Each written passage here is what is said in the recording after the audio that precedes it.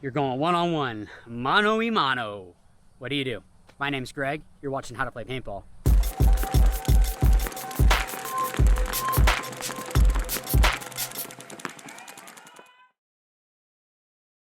right, guys, so one-on-ones are a great drill. One, because they don't need to use a lot of paint. You can have it limited to a pod and a hopper.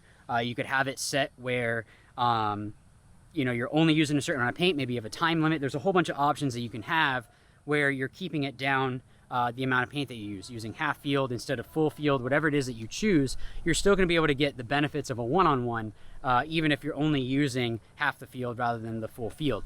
So what I wanted to talk about today is some tips on one-on-ones. The first thing is look how they're setting up. I know I talked about this in another video, but sometimes, like especially on layouts where there isn't a back center, you're gonna have to go out somewhere. So look and see where is that they're setting up. They're probably gonna shoot off the break. So if they're like this, that means they're probably gonna run and gun out this way.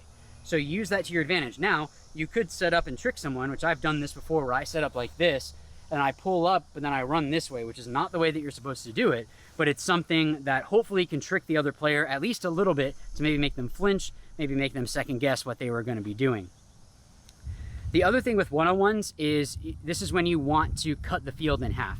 Look and see where is it that the guy went. It's really important to make sure that you know exactly where the other player is. Another thing with one-on-ones is try to get to bunkers that are going to be easier to play.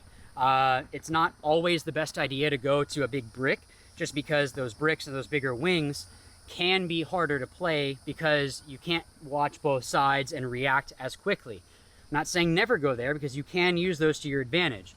Cakes and smaller bunkers are going to be harder to play because now if you have nowhere to go to, that player is shooting down on you, so you have to get into weird positions. But if you can crawl up and use that smaller bunker as a way of tricking the other player, by all means go ahead and do it.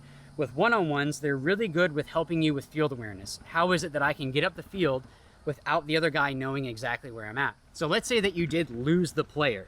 One thing is, if you're in a bigger bunker and you can kind of stand up, that does help. If you're in a smaller bunker, you can still do this, but you just have to be mindful of your surroundings. I'm gonna see if, like this is the Dorito corner, maybe I can wrap this outside and see what's happening. If I kind of know where he was at last, I can use that as a way of looking around. But what I'm doing is I'm sitting here with my gun and I'm looking to see where's that player.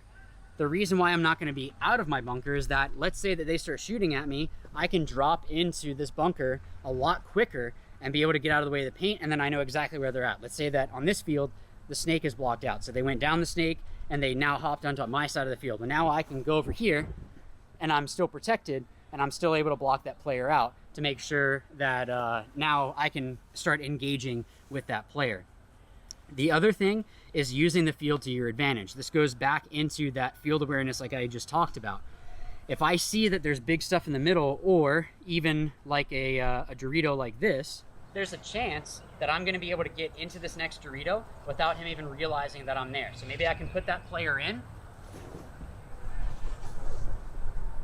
and now I'm here. And they won't know that I made this move. Or I can wait for that next move. Maybe they're trying to get out wider or something like that.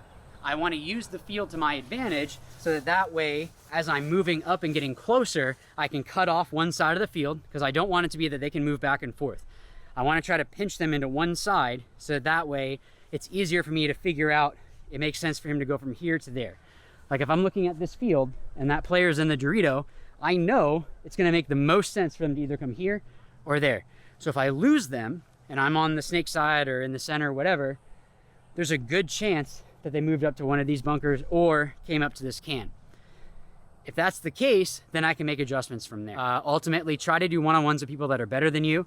If you're able to go ahead and play someone like that, make sure that it's someone that is going to take the time to help you.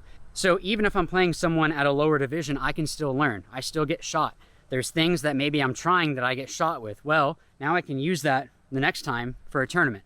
I can go ahead and know, oh, okay, well last time, it's kind of in my muscle memory now to stay lower or to do this other thing instead, so it becomes second nature, so that way I can be more effective on the field.